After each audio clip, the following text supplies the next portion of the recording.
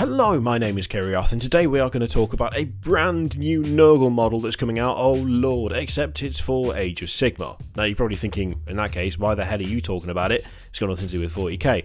Well, the chances are it will most likely come to Warhammer 40,000 at some point. Whether it'll be a rapid thing, a rapid deployment across both games, I don't know, but given that there's a huge crossover between demons in Age of Sigmar and demons in Warhammer 40,000, I would be surprised if it didn't show up eventually, and so that's why we're going to take a look at it. We're going to talk about it. And just to, if you play just Age of Sigmar or just Warhammer 40,000 and aren't aware of the absolute crossover that exists, I will quickly just give you an example, just so you know what the deal is. And this is from the Games Workshop website. Start collecting Demons of Nurgle and start collecting Demons of Nurgle. Now you'll see that both the URLs are exactly the same, except I navigated to the first one through Warhammer 40,000 and the second one through Age of Sigmar.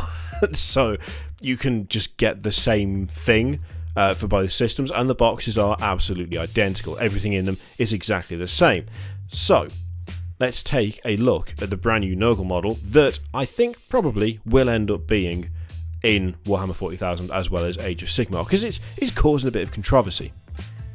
And it's this. This is Horticulous Slimux. I believe that's how you pronounce it. I could be wrong, I can't pronounce anything. So take that with a pinch of salt. Actually, no, don't take it with salt, because if you get salt on him, he'll melt. And he's a new character for Blight War, which is part of Age of Sigmar. And I have to admit, I really like it. I've seen all kinds of discussion about this model and whether it would work in Warhammer 40,000, whether it works in Age of Sigmar.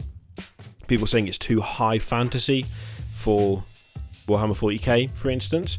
All kinds of chat about whether it's too cartoony, whether it's a bit too characterful. And I have to admit that bits of it to me are a little bit over the top in terms of being, I guess, fun and silly, although if you're going to do a fun and silly model, Nurgle is the one to do it for. So, yeah, this is the dude. As you can see, we've got a slightly different looking, I forgot what they're called now. Plague Walker? Plague thingy? Pox Walker? Hang on, wait a minute, I'll check. Live checking is Plague Bearers, that's it. Look, it's getting the number of things with plague, pox, all of that stuff in the name is getting over the top now. So you've got a nice little plague bearer on top who looks a little different from the standard ones. He seems to be a little bit more cartoony, and he seems to be either spitting or chewing a bone. I mean, clearly he's chewing a bone, but you know. And overall, that bit's a little bit more extravagant than you normally get, I feel. It's the rest of it. It's the big multi-legged snail with the massive droopy nose there. Very, very an interesting choice there with the droopy nose. The weird little tentacle thing sticking out the face. The very cartoony eye stalks. The mouth is altogether too human, and it's freaking me out. It's a weird, disgusting model. Basically, for me, everything from this part up, I really like. I like the little details. I like the shell. I like the little mouth plant thing there. I like the Nurgling that's been attached just here. That I quite like, and the shell is really nice. I have to say, I think they've done a great job on sculpting that thing. I think it looks really, really good. The weird anchor, which surely you don't want to slow this thing down. It's probably slow enough as it is. I think it's this bit that most people are concerned about. It's very cartoony, it's very silly, it's very fun. And I've seen several comments along the lines of, well, it's okay for Age of Sigmar, because Age of Sigmar is high fantasy, but it wouldn't work in Warhammer 40k, because it's not grim enough, it's not grim dark, but it looks like high fantasy. And to a point, I think I get that. I think I kind of agree a little bit with that. Maybe it could be toned down. Maybe a different colour scheme would do wonders. After all, it did with Mortarion. But there's a lot of stuff saying that it just doesn't fit. Like it doesn't fit with any of the existing models. I don't think that's true. When you look at some of the stuff on the Start Collecting Demons of Nurgle, it's recognisably a Nurgle creature. Yes, it is more detailed. Yes, there is more going on, but it's recognisably Nurgle. It's not like it's something totally different. It's not totally removed from what we're seeing here. I mean, if you look at this guy, and then you go back to him, you know, they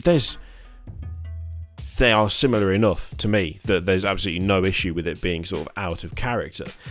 I think the biggest thing is, regardless of whether you really enjoy the model or not, or whether you appreciate the sculpt, or whether you think it's over the top, a bit too busy, which I think, to be honest, when it comes to being over the top and too busy, I think that's an issue that Death Guard currently have.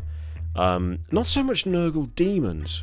I think the thing with Nurgle demons is that they will all have the same weapon loadout, all have the same thing going on in a unit. So if you see a big blob of them, not being able to make out individual details isn't too much of a problem, because they're all going to be equipped the same. Death Guard, for me, I was thinking about this the other day, because I'm having to strip my Death Guard models because I got a nasty can of Corax White and it fucked it all up, made them look like they're covered in cement, which is not great. The more I look at the models, the more I like them individually. Like, as individual models, I think they're really good. The sculpts are really nice. There's a really nice amount of detail. But then when you put them all together, a good look at a glance taking in what war gear they have, for instance, because every model is so ornate, there's so many things going on. It's one of the things that I struggled with when it came to that leaked picture of Mortarion. Firstly, I don't think the paint job did him any favours. I don't think the kind of oversaturated nature of the photo did any favours either. But for me, there was just too much going on. On an individual basis, I don't get that from Death Guard. On a group basis, I do get that from Death Guard. I absolutely get that. This model, this Horticulous Slimux, I'm kind of getting the same vibe that I did from Mortarion. It's quite busy. It has quite a lot going on, which I think probably takes away from the, I guess, sort of sinister nature of it. It's less demony and more Alice in Wonderland, I suppose. And I guess the big question, then the thing that I've seen bandied about the most, is, does that mean it doesn't fit in 40k? Does that mean it wouldn't work in 40k? If it does get released for 40k, would it actually look right on the tabletop? Would it look out of place, you know, fighting against Space Marines? And I think it might do, but in all honesty, I think a lot of the demon stuff already does look out of place on the tabletop fighting against Space Marines. I mean, they're good models, the demon stuff, by and large, and they do look good when they're all painted up together in an army. But for me, the demon stuff has always looked more fantasy than sci-fi by quite a stretch. I've never once looked at a 40k demon army and gone, oh, that's for 40k. I always immediately assume it's for Age of Sigmar or that it was for Warhammer Fantasy.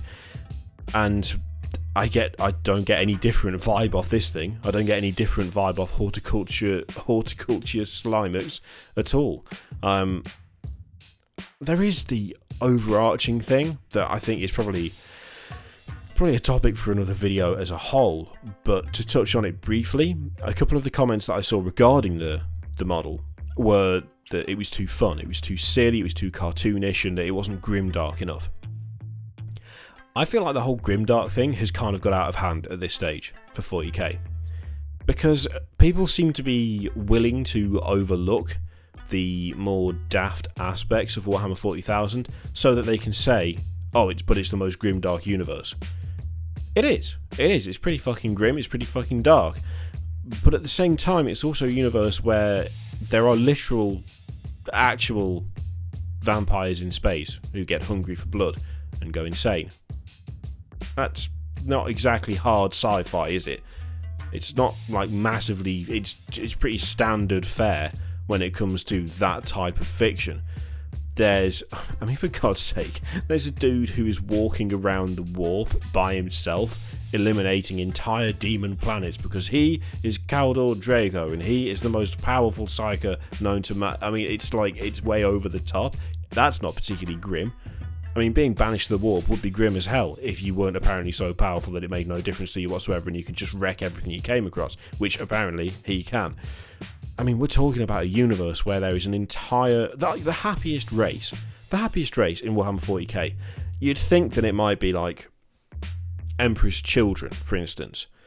Space Marines who've turned to Slaanesh, or even humans that have turned to Slaanesh. You might think they're the happiest, but they're not really the happiest, because as soon as the pain goes away, the pleasure goes away, and then they've got to go and find more, and they have to do more each time because it just gets dull. The more they do something, the less it has an effect on them. The Tau aren't the happiest race because they still have to fight. You know, they essentially want to be a peaceful empire, but they keep somehow getting into them scraps. Bless them. You know, regardless of how sinister their leadership is, you'd think Tau fairly happy. No, the happiest race in Warhammer 40,000, I wouldn't even say it's the Tyranids, because they don't really have any such thing as happiness. They just consume biomass and then piss off somewhere else. It's Orcs. And Orcs are by far the silliest race in Warhammer 40,000. No matter how you stand on it, I cannot possibly describe Orcs in Warhammer 40k as being grim or dark. They are the least grim-dark of all of 40k, and they're also a iconic part of 40k. They literally exist for fighting, and fighting makes them happy, so they fight more, and the more they fight, the bigger they get, which means they're better at fighting, so they're happier. That's the basis for the entire race. They have guns that project, like, Gretchen into people. They have vehicles that just are cobbled together from all kinds of shit. Orcs are pretty funny as races go in a sci-fi universe. They're not particularly grimdark. And neither is this. This Horticulous Slimux dude with his giant snail. I mean, no, that's not particularly grimdark to me. But on the other hand, I don't think that means that inherently it cannot belong in Warhammer 40,000. I think it's a bit busy. I think it's a bit over the top. I think there's a little too much to look at. But at the same time, the entire Death Guard army has got that problem at the moment. And this model is nothing to pick on in terms of that when you've got Mortarion flying around, or at least will have soon. And as to whether it fits in because it's not grimdark enough, maybe we need to stop using the word grimdark so much and acknowledge that actually there are bits of 40k that are kind of fun and kind of silly, and the entire universe and everything in it doesn't need to be 100% grim and 100% dark for the setting to still be good. Seeing that on the battlefield amongst a load of Nurgle demons, I'm not going to sit there and go, oh god, that doesn't belong there, because it doesn't really look aesthetically all that different from the rest of the Nurgle stuff these days. And I'm definitely not going to sit there and say, you cannot have that on the table, it doesn't fit in with 40k, when you can actually field an army made up entirely of bright pink Space Marines who, like, get off from hurting each other. Where's the grim? Where's the dark in that scenario? You know? Anyway, this sort of turned into a bit of a tangent.